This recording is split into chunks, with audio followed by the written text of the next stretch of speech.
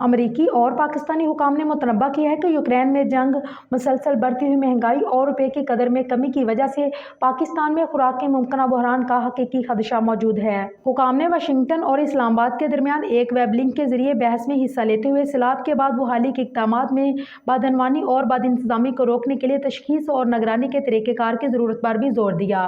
بحث کے دوران میزبان نے پاکستان کو درپیش چیلنجز کو بحران کی واضح مثال قرار دیتے ہوئے سوال کیا ہے کہ کیا اس صورتحال پر پاکستان کو تشویش ہے؟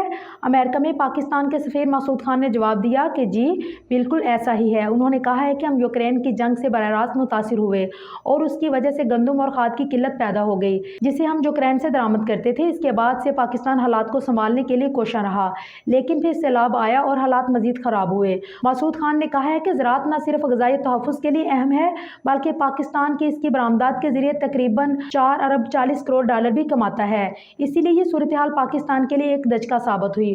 انہوں نے کہا ہے کہ یہ بات امریکہ کے قومی سلامتی اور معاشی مفادات میں ہے کہ وہ پاکستان کی صورتحال پر نظر رکھے اور تعاون کی راہ تلاش کرنے کی کوشش کرے۔